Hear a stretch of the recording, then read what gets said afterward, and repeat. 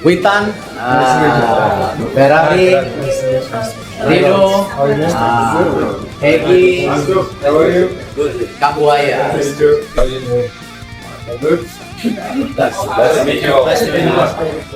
It depends where are the players also feeling comfortable in. Well, I mean, yeah, we all know that it's probably going to be his last one. He said it as well, so.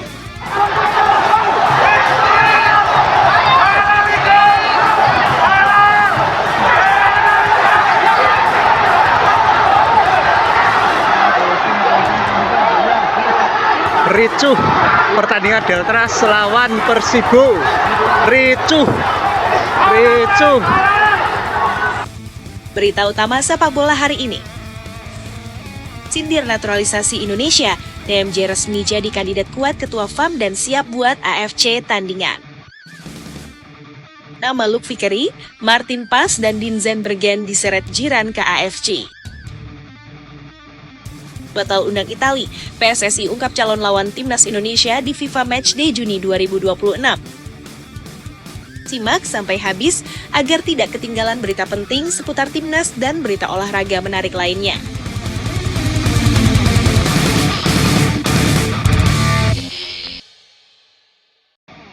Sindir naturalisasi Indonesia, TMJ resmi jadi kandidat kuat ketua FAM dan siap buat AFC tandingan.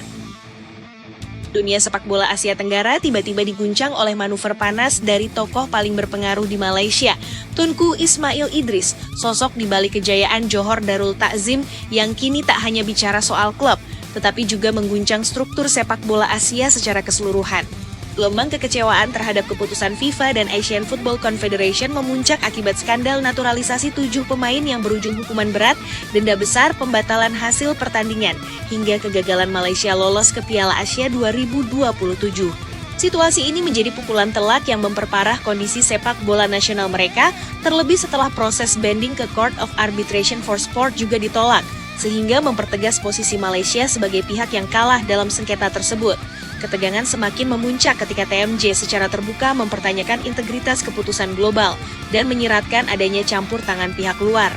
Ia bahkan melontarkan sindiran keras yang mengarah pada rival regional, memicu spekulasi luas di Asia Tenggara. Pernyataan tersebut langsung dikaitkan dengan rivalitas panjang dengan Indonesia, apalagi di saat timnas Indonesia justru sedang mengalami peningkatan performa melalui strategi naturalisasi yang dinilai lebih transparan dan efektif di level internasional.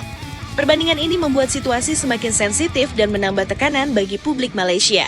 Di tengah badai tersebut, muncul wacana yang mengejutkan dan memicu kontroversi besar, yaitu ancaman Malaysia untuk keluar dari AFC jika protes mereka tidak diakomodasi. Bahkan, berkembang ide pembentukan federasi tandingan bernama NAFC atau New Asian Football Confederation. Gagasan ini disebut-sebut didorong oleh lingkaran dalam kekuasaan sepak bola Malaysia sebagai bentuk perlawanan terhadap apa yang mereka anggap sebagai ketidakadilan sistemik. Meski belum ada konfirmasi resmi, narasi ini berkembang luas di media dan komunitas sepak bola, terutama karena situasi internal Malaysia yang berada di titik kritis, termasuk mundurnya sejumlah pejabat penting federasi demi menjaga integritas organisasi di tengah investigasi besar. Skandal ini sendiri bukan perkara kecil. FIFA menyatakan bahwa dokumen 7 pemain naturalisasi Malaysia terbukti bermasalah dengan klaim asal-usul keluarga yang tidak sesuai fakta. Pemain-pemain tersebut disebut berasal dari berbagai negara seperti Argentina, Brasil, Spanyol, dan Belanda, sehingga pelanggaran ini dianggap serius dan merusak integritas sepak bola dunia. Kasus ini bukan hanya berdampak pada hasil pertandingan, tetapi juga menghancurkan reputasi Malaysia di mata internasional. Namun di tengah tekanan besar tersebut, TMJ justru tampil sebagai figur yang semakin dominan sekaligus kontroversial. Ia tidak hanya dikaitkan dengan proyek naturalisasi, tetapi juga menunjukkan sikap berani dalam menghadapi sistem. Ia menyatakan siap bertanggung jawab dan menghadapi proses hukum jika diperlukan, sambil menolak dijadikan kambing hitam dalam kasus ini. Di sisi lain, dukungan terhadap dirinya tetap kuat dari internal sepak bola Malaysia, termasuk dari Presiden KLFA, Said Yazid Said Omar, yang secara terbuka menyebut TMJ sebagai kandidat paling layak untuk memimpin Football Association of Malaysia dan memperbaiki sistem yang sedang bermasalah. Ironisnya, di saat Malaysia dilanda krisis besar, klub milik TMJ justru menjadi simbol kesuksesan yang kontras. Johor Darul Takzim tetap tampil sebagai kekuatan dominan dengan rekor impresif di kompetisi domestik maupun Asia. Hal ini menciptakan paradoks yang tajam, di mana keberhasilan di level klub tidak sejalan dengan kondisi tim nasional yang justru terpuruk, sehingga semakin memperbesar sorotan dan kritik dari berbagai pihak. Dalam narasi yang berkembang, sindiran terhadap Indonesia semakin terasa tajam. Malaysia dianggap mencoba meniru model naturalisasi Indonesia, tetapi justru terjerat skandal. Sementara itu, Indonesia melangkah lebih jauh di level kompetitif Asia, menciptakan kontras yang semakin menyakitkan bagi publik Malaysia dan memicu reaksi emosional dari berbagai kalangan. Ketika tekanan publik semakin membesar dan ruang kompromi dengan otoritas sepak bola Asia semakin menipis, dinamika internal Malaysia berubah menjadi arena konflik terbuka yang memperlihatkan betapa dalamnya krisis yang sedang terjadi. Di balik layar, muncul faksi-faksi yang saling berseberangan antara kelompok yang ingin tetap bertahan dalam struktur ASEAN Football Confederation dengan harapan melakukan reformasi dari dalam, melawan kelompok garis keras yang merasa Malaysia telah diperlakukan tidak adil dan harus mengambil langkah ekstrem. Bahkan, jika itu berarti keluar dari sistem dan membangun kekuatan baru dari nol, gagasan tersebut semakin sering dikaitkan dengan pengaruh Tunku Ismail Idris, yang dikenal tidak pernah ragu mengambil langkah berani dan kontroversial. Rekam jejaknya bersama Johor Darul Takzim telah membuktikan bagaimana pendekatan modern, investasi besar, dan kontrol penuh terhadap manajemen mampu mengubah klub menjadi kekuatan dominan yang nyaris tak tersentuh di level domestik. Di tengah situasi ini, dukungan terhadap TMJ justru semakin menguat dari berbagai asosiasi lokal, termasuk dari Syed Yazid Syed Omar yang secara terbuka mendorong agar TMJ mengambil alih kepemimpinan Football Association of Malaysia. Ia beralasan bahwa hanya figur kuat dengan visi jelas yang mampu mengembalikan marwah sepak bola Malaysia. Namun di sisi lain, kritik tajam juga bermunculan karena banyak pihak menilai bahwa konsentrasi kekuasaan pada satu figur justru berpotensi memperparah situasi, terutama jika pendekatan konfrontatif terhadap FIFA dan AFC terus dilakukan tanpa strategi diplomasi yang matang. Dalam sejarah sepak bola global, langkah seperti ini sering berujung pada isolasi dan kerugian jangka panjang. Narasi tentang kemungkinan lahirnya NAFC atau Konfederasi Tandingan Asia kini bukan lagi sekadar rumor liar, melainkan mulai dibahas secara serius di kalangan analis dan pengamat. Jika skenario ini benar-benar diwujudkan, implikasinya akan sangat besar, mulai dari potensi perpecahan kompetisi, dualisme turnamen, hingga konflik kepentingan antar negara yang bisa merusak ekosistem sepak bola Asia secara keseluruhan. Dalam konteks ini, Malaysia disebut-sebut mencoba mencari dukungan dari negara-negara yang merasa kurang puas terhadap struktur lama. Meski demikian, hingga saat ini belum ada indikasi kuat bahwa negara besar lain siap bergabung, sehingga banyak pihak menilai ancaman tersebut lebih sebagai tekanan politik untuk memaksa AFC membuka ruang negosiasi ulang. Sementara itu, sorotan tajam juga diarahkan pada akar masalah utama, yaitu skandal naturalisasi yang kini menjadi salah satu kasus paling memalukan dalam sejarah sepak bola Asia Tenggara. Permasalahan ini bukan hanya soal pelanggaran administratif, tetapi juga menyentuh aspek integritas dan kepercayaan publik. FIFA menilai adanya manipulasi dokumen yang sistematis, sehingga memicu hukuman berat yang tidak bisa dinegosiasikan.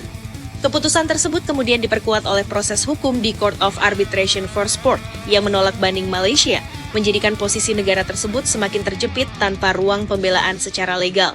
Dalam situasi penuh tekanan ini, perbandingan dengan Indonesia semakin sering muncul dan justru menjadi bahan bakar tambahan yang memperkeruh suasana.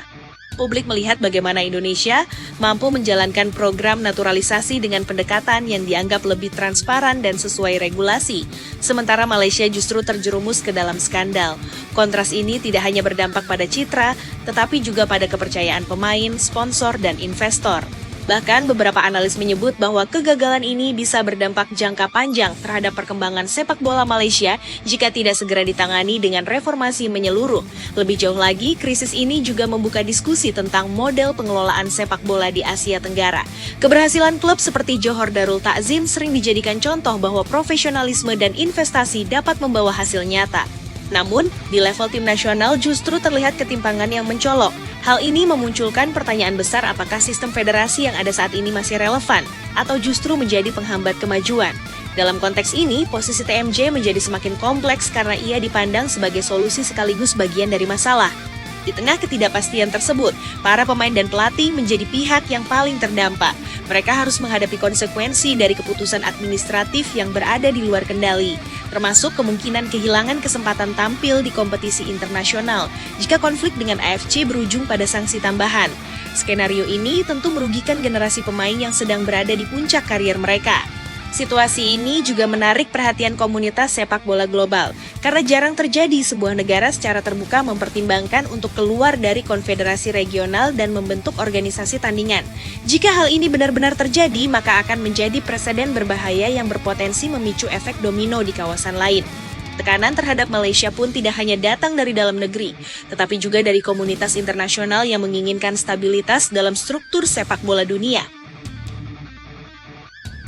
Ketika suhu konflik semakin meningkat, narasi baru mulai dimainkan oleh kubu Malaysia dengan gaya yang jauh lebih tajam dan provokatif, terutama dengan mulai menyeret isu naturalisasi negara lain sebagai bahan pembanding sekaligus sindiran terbuka.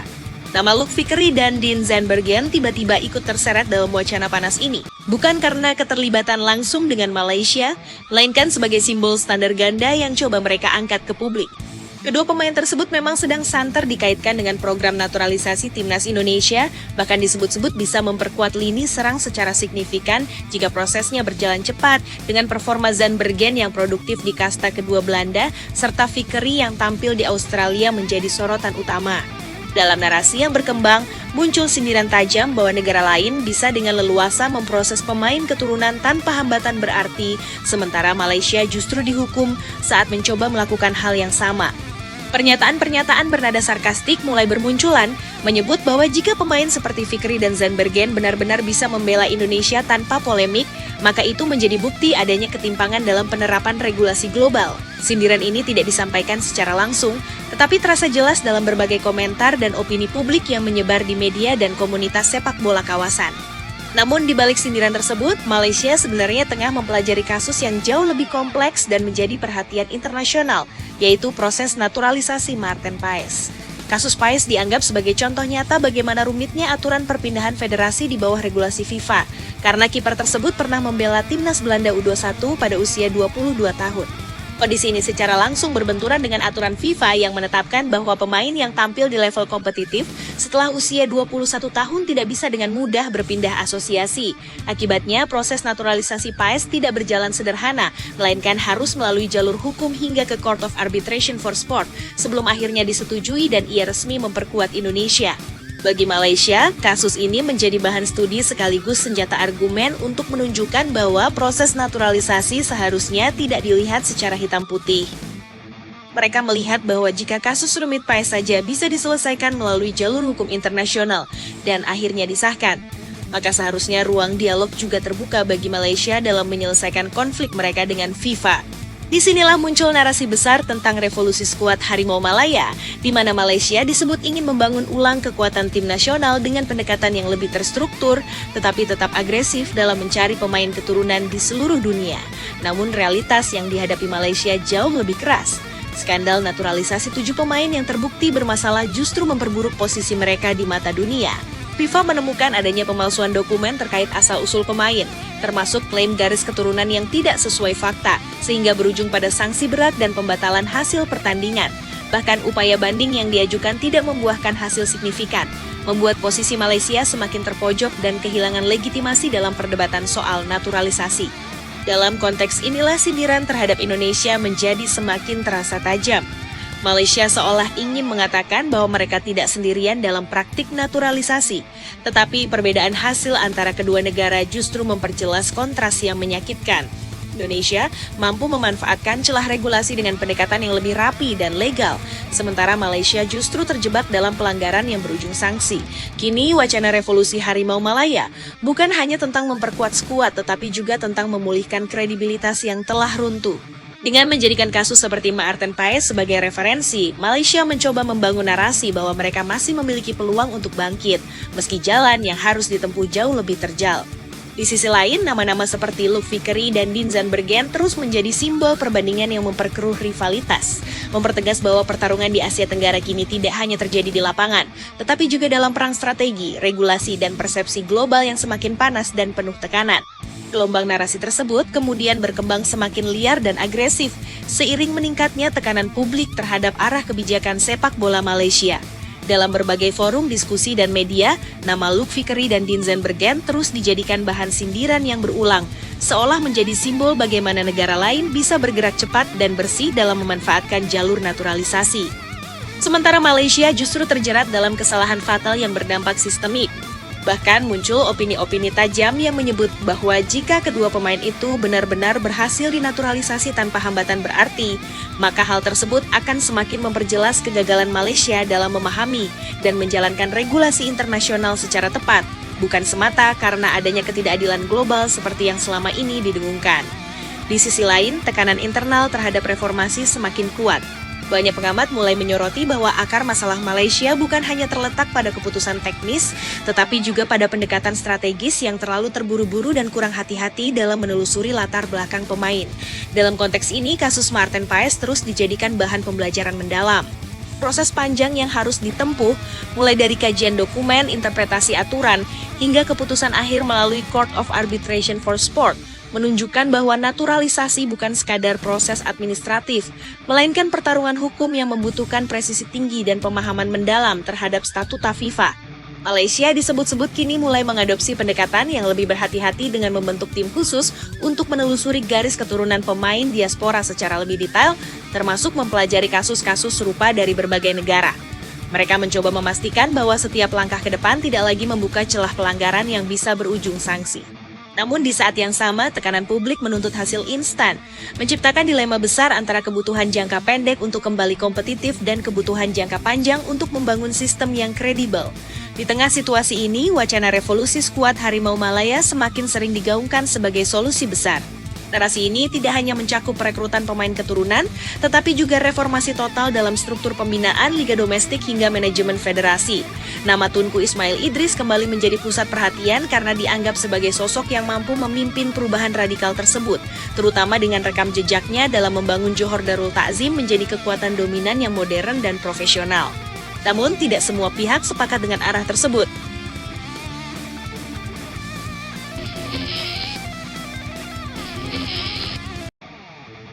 Batal undang Itali, PSSI ungkap calon lawan timnas Indonesia di FIFA Matchday Juni 2026. Perbincangan mengenai calon lawan timnas Indonesia pada agenda FIFA Matchday bulan Juni 2026 mendadak menjadi sorotan luas di kalangan publik sepak bola nasional. Isu yang berkembang semakin liar setelah nama Italia sempat dikaitkan sebagai calon lawan skuad Garuda. Spekulasi tersebut langsung memicu antusiasme tinggi dari para pencinta sepak bola tanah air yang membayangkan laga besar melawan salah satu raksasa Eropa. Namun federasi melalui pernyataan resminya segera meluruskan arah rumor yang beredar agar tidak menimbulkan ekspektasi yang keliru di tengah masyarakat. Ketua Badan Tim Nasional Sumarji menjelaskan bahwa timnas Indonesia memang telah dijadwalkan untuk melakoni 2 pertandingan uji coba dalam periode FIFA Matchday bulan Juni 2026. Ia menegaskan bahwa hingga saat ini pembahasan belum mengarah kepada tim-tim Eropa, termasuk Italia. Ia menyampaikan bahwa federasi saat ini justru tengah memperkuat komunikasi dengan salah satu negara dari kawasan Asia. Ia menambahkan bahwa proses negosiasi masih berlangsung secara intensif dan belum mencapai keputusan final mengenai lawan yang akan dihadapi. Penjelasan tersebut memberikan gambaran yang cukup jelas mengenai arah kebijakan federasi dalam menyusun agenda uji coba. Timnas Indonesia diproyeksikan menghadapi negara yang tidak lolos ke Piala Dunia 2026. Hal ini membuat peluang menghadapi Italia belum menjadi prioritas utama dalam waktu dekat. Meskipun demikian, rekam jejak federasi dalam menghadirkan lawan kelas dunia tetap menjadi dasar optimisme bagi publik. Harapan akan adanya kejutan tetap terbuka, mengingat federasi sebelumnya pernah menghadirkan lawan-lawan besar dalam agenda FIFA Matchday. Momen bersejarah pernah tercipta ketika timnas Indonesia menghadapi Argentina dalam agenda FIFA Matchday bulan Juni 2023. Pertandingan tersebut menjadi bukti nyata keseriusan federasi dalam meningkatkan kualitas tim melalui laga uji coba bergengsi. Tidak hanya itu, dalam catatan sebelumnya, Indonesia juga pernah menjamu Belanda dalam agenda serupa pada tahun 2013. Saat itu, tim Belanda masih ditangani oleh pelatih ternama Louis van Gaal. Pengalaman-pengalaman tersebut menunjukkan bahwa federasi memiliki visi jangka panjang dalam membangun kekuatan tim nasional. Untuk agenda FIFA Matchday bulan Juni 2026, pendekatan yang diambil terlihat lebih realistis dan terukur. Lawan dari kawasan Asia dinilai lebih sesuai dengan kebutuhan tim saat ini.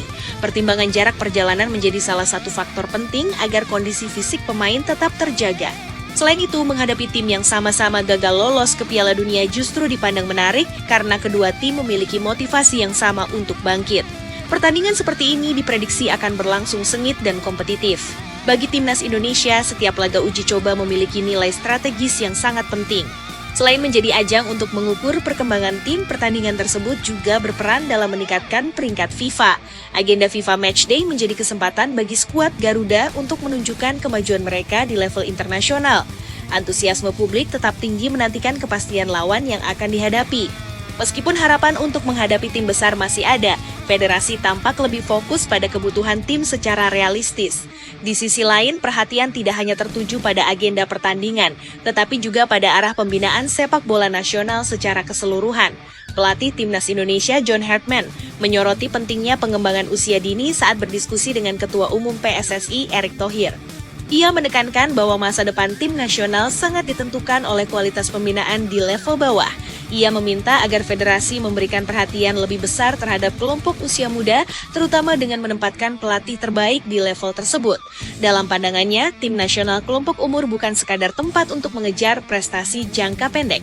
Ia menilai bahwa level usia di bawah 15 tahun dan di bawah 17 tahun merupakan tahap paling krusial dalam pembentukan pemain. Pada fase tersebut, karakter bermain dan kebiasaan dasar pemain mulai dibentuk. Oleh karena itu, kualitas pelatih di level ini menjadi sangat penting dalam menentukan masa depan sepak bola nasional. Pelatih tim nasional menyampaikan bahwa pelatih terbaik seharusnya ditempatkan pada kelompok usia muda, khususnya di level usia di bawah 17 tahun dan di bawah 15 tahun. Ia menjelaskan bahwa tantangan terbesar justru berada di level tersebut karena pelatih harus bekerja dengan pemain yang potensinya belum sepenuhnya terlihat. Ia menegaskan bahwa investasi di usia muda akan memberikan dampak besar dalam jangka panjang. Menanggapi hal tersebut, Erick Thohir menyatakan bahwa federasi sepakat dengan gagasan tersebut dan siap memberikan dukungan penuh terhadap program pengembangan usia dini. Ia menyampaikan bahwa pandangan tersebut sejalan dengan pemikiran Direktur Teknik, Alex Zwiers. Ia menegaskan bahwa federasi akan mendukung penuh program tersebut sebagai bagian dari strategi jangka panjang dalam membangun kekuatan sepak bola nasional. Langkah konkret juga mulai terlihat dari perubahan di jajaran pelatih tim kelompok umur. Federasi telah menunjuk Kurniawan Dwi Yulianto sebagai pelatih timnas Indonesia kelompok usia di bawah 17 tahun. Sebelumnya, posisi tersebut diisi oleh Nova Arianto yang kemudian dipromosikan untuk menangani timnas Indonesia kelompok usia di bawah 20 tahun. Pergeseran ini menunjukkan adanya upaya penyegaran dan penataan ulang sistem pembinaan yang lebih terstruktur. Dengan berbagai langkah yang sedang dilakukan, arah pembangunan sepak bola Indonesia mulai terlihat lebih jelas. Fokus tidak lagi hanya pada pencapaian tim senior, tetapi juga pada pembentukan fondasi yang kuat dari level usia muda. Kombinasi antara agenda pertandingan yang terencana dan pembinaan jangka panjang diharapkan mampu membawa timnas Indonesia ke level yang lebih tinggi. Jika semua program berjalan konsisten, maka bukan tidak mungkin skuad Garuda akan tampil lebih kompetitif di panggung internasional dalam beberapa tahun ke depan. Kedepan, kesinambungan antara agenda uji coba internasional dan program pembinaan usia dini akan menjadi faktor penentu dalam membentuk identitas permainan timnas Indonesia. Federasi dituntut untuk mampu menjaga keseimbangan antara kebutuhan jangka pendek dan visi jangka panjang. Di satu sisi, tim senior harus tetap kompetitif dalam setiap pertandingan internasional. Di sisi lain, proses regenerasi pemain tidak boleh terhambat. Hal ini membutuhkan koordinasi yang kuat antar semua elemen, mulai dari pelatih, manajemen tim, hingga pihak federasi. Selain itu, penting bagi timnas Indonesia untuk memiliki filosofi permainan yang konsisten di semua level. Dengan adanya keseragaman sistem dari kelompok usia muda hingga tim senior, proses adaptasi pemain akan menjadi lebih cepat. Pemain yang naik ke level atas tidak perlu lagi beradaptasi dari nol. Mereka sudah memahami pola permainan yang diterapkan. Ini menjadi salah satu kunci keberhasilan negara-negara besar dalam menjaga kualitas tim mereka secara berkelanjutan. Di tengah perkembangan tersebut, peran kompetisi domestik juga tidak bisa diabaikan. Liga dalam negeri harus mampu menjadi wadah yang kompetitif bagi para pemain untuk berkembang. Intensitas pertandingan, kualitas pelatih, serta profesionalisme klub akan sangat memengaruhi kualitas pemain yang dihasilkan. Oleh karena itu, pembenahan kompetisi domestik harus berjalan seiring dengan program tim nasional agar hasil yang dicapai bisa maksimal. Tidak hanya itu, faktor mental juga menjadi aspek penting yang harus terus diperkuat. Pengalaman bermain di laga internasional harus dimanfaatkan untuk membangun kepercayaan diri pemain. Tekanan dari supporter, atmosfer stadion lawan, serta ekspektasi publik harus mampu dihadapi dengan sikap profesional. Dalam hal ini, peran pelatih dan tim psikologi menjadi sangat penting untuk menjaga stabilitas mental pemain. Dengan segala tantangan dan peluang yang ada, perjalanan timnas Indonesia menuju level yang lebih tinggi tidak akan mudah. Dibutuhkan kerja keras, konsistensi, serta komitmen dari semua pihak. Setiap keputusan yang diambil saat ini akan berdampak besar terhadap masa depan sepak bola nasional. Oleh karena itu, langkah-langkah strategis harus dilakukan dengan perencanaan yang matang dan eksekusi yang tepat. Harapan besar kini berada di pundak generasi pemain yang sedang berkembang. Dengan dukungan penuh dari federasi dan masyarakat, timnas Indonesia memiliki peluang untuk mencatatkan sejarah baru di kancah internasional. Jika proses pembinaan berjalan sesuai rencana dan agenda pertandingan dimanfaatkan dengan maksimal, maka perkembangan signifikan bukan lagi sekadar harapan, melainkan target yang dapat dicapai secara nyata dalam waktu yang tidak terlalu lama. Lebih jauh lagi, keberhasilan program jangka panjang tidak hanya ditentukan oleh kualitas pemain dan pelatih, tetapi juga oleh konsistensi kebijakan yang diterapkan oleh federasi dari waktu ke waktu. Stabilitas dalam kepemimpinan dan arah pengembangan menjadi faktor penting agar setiap program tidak terputus di tengah jalan. Dalam banyak kasus, perubahan kebijakan yang terlalu sering justru menghambat proses pembinaan yang sedang berjalan. Oleh karena itu, kesinambungan visi harus dijaga agar setiap tahapan yang telah dirancang dapat berjalan sesuai dengan target yang diharapkan. Di sisi teknis, penguatan data dan analisis pertandingan juga mulai menjadi kebutuhan yang tidak bisa diabaikan. Tim nasional modern dituntut untuk memanfaatkan teknologi dalam membaca kekuatan dan kelemahan lawan. Setiap pertandingan harus dianalisis secara detail untuk mendapatkan gambaran yang lebih akurat mengenai performa tim. Dengan pendekatan ini, pelatih dapat mengambil keputusan yang lebih tepat dalam menentukan strategi maupun komposisi pemain. Hal ini juga membantu pemain memahami peran mereka secara lebih jelas di dalam sistem permainan. Selain itu, integrasi antara pemain lokal dan diaspora juga menjadi salah satu kekuatan yang harus dimaksimalkan. Kombinasi ini memberikan variasi kualitas serta pengalaman yang berbeda dalam tim. Namun, proses penyatuan tersebut membutuhkan pendekatan yang tepat agar tidak menimbulkan kesenjangan di dalam skuad. Komunikasi yang baik serta pemahaman terhadap budaya tim menjadi kunci dalam membangun kebersamaan. Jika hal ini dapat dikelola dengan baik, maka timnas Indonesia akan memiliki kedalaman skuad yang jauh lebih kompetitif. Perhatian terhadap aspek kebugaran pemain juga menjadi semakin krusial di tengah padatnya kalender pertandingan. Tim pelatih harus mampu mengatur rotasi pemain secara efektif untuk menjaga kondisi fisik tetap optimal. Program latihan harus disesuaikan dengan kebutuhan individu pemain agar risiko cedera dapat diminimalkan. Dalam sepak bola modern, faktor kebugaran seringkali menjadi pembeda dalam pertandingan dengan intensitas tinggi. Oleh karena itu, manajemen fisik harus menjadi bagian integral dari strategi tim. Tidak kalah penting, dukungan dari supporter terus menjadi energi tambahan yang sangat berharga bagi tim. Atmosfer yang diciptakan oleh para pendukung mampu meningkatkan motivasi pemain di lapangan. Namun, dukungan tersebut juga harus diimbangi dengan ekspektasi yang realistis agar tidak menjadi tekanan berlebihan. Sinergi antara tim dan supporter akan menciptakan lingkungan yang positif bagi perkembangan sepak bola nasional. Dengan seluruh elemen yang saling terhubung tersebut, masa depan timnas Indonesia sangat bergantung pada bagaimana setiap aspek dijalankan secara konsisten dan profesional. Proses ini memang membutuhkan waktu, tetapi dengan arah yang jelas dan komitmen yang kuat, hasil yang diharapkan akan dapat tercapai. Perjalanan menuju level tertinggi sepak bola Asia, bahkan dunia bukanlah hal yang mustahil, selama setiap langkah diambil dengan perencanaan matang dan dilaksanakan dengan penuh disiplin. Pada akhirnya, seluruh proses ini akan bermuara pada bagaimana timnas Indonesia mampu menerjemahkan setiap rencana menjadi performa nyata di atas lapangan. Tidak cukup hanya memiliki konsep yang baik di atas kertas, tetapi juga harus dibuktikan melalui hasil pertandingan yang konsisten. Setiap laga uji coba, setiap turnamen, hingga setiap sesi latihan harus dimanfaatkan sebagai bagian dari proses pembentukan tim yang lebih kuat. Evaluasi harus dilakukan secara berkelanjutan agar kesalahan yang sama tidak terus terulang di masa mendatang.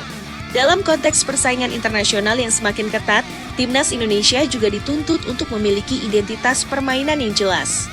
Gaya bermain yang konsisten akan memudahkan tim dalam menghadapi berbagai tipe lawan. Selain itu, identitas tersebut juga akan menjadi ciri khas yang membedakan Indonesia dari tim lain di Asia. Proses pembentukan identitas ini tentu tidak instan. Dibutuhkan waktu, kesabaran, serta komitmen dari semua pihak yang terlibat. Penguatan mental juara juga menjadi aspek yang tidak kalah penting dalam perjalanan ini.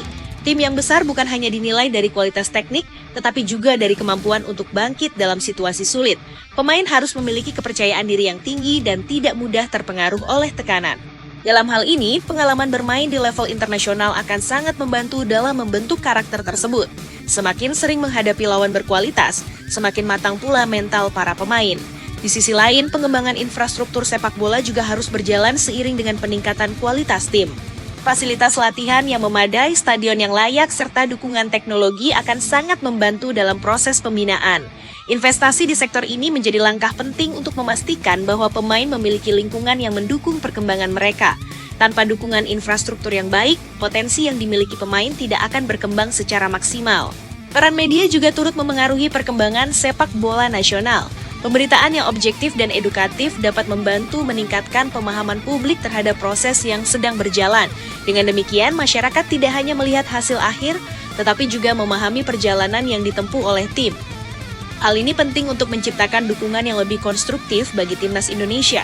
Dengan segala dinamika yang ada, perjalanan panjang menuju level tertinggi akan terus berlanjut. Setiap tantangan yang dihadapi harus dijadikan pelajaran untuk menjadi lebih baik. Tidak ada jalan pintas dalam membangun tim yang kuat. Semua harus melalui proses yang panjang dan penuh kerja keras. Namun, dengan arah yang jelas, dukungan yang kuat, serta komitmen yang konsisten, timnas Indonesia memiliki peluang besar untuk mencapai prestasi yang lebih tinggi di masa depan. Seiring berjalannya waktu, keberhasilan timnas Indonesia juga akan sangat ditentukan oleh kemampuan dalam menjaga konsistensi performa di setiap level kompetisi. Tidak hanya tampil baik dalam 1 atau 2 pertandingan, tetapi mampu mempertahankan standar permainan dalam jangka panjang. Konsistensi ini menjadi tolok ukur utama bagi tim yang ingin naik ke level elit. Oleh karena itu, setiap pemain dituntut untuk menjaga kualitas permainan mereka, baik saat membela klub maupun ketika memperkuat tim nasional. Dalam proses tersebut, peran staf pelatih menjadi semakin vital dalam memastikan setiap detail berjalan sesuai rencana. Mereka tidak hanya bertanggung jawab terhadap taktik di lapangan, tetapi juga harus mampu membangun komunikasi yang efektif dengan para pemain. Hubungan yang baik antara pelatih dan pemain akan menciptakan suasana kerja yang positif. Hal ini penting untuk menjaga keharmonisan tim, terutama ketika menghadapi situasi sulit dalam pertandingan. Selain itu, penting juga untuk memperhatikan perkembangan individu setiap pemain. Setiap pemain memiliki karakteristik dan kebutuhan yang berbeda. Oleh karena itu, pendekatan yang digunakan dalam pengembangan harus disesuaikan secara personal. Program latihan yang spesifik akan membantu pemain memaksimalkan potensi mereka. Dengan demikian, kontribusi yang diberikan kepada tim akan menjadi lebih optimal.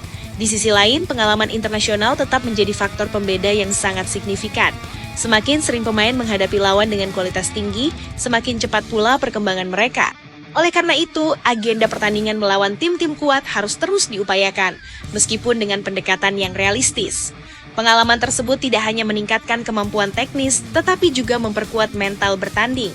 Kehadiran pemain muda berbakat juga menjadi harapan besar bagi masa depan timnas Indonesia.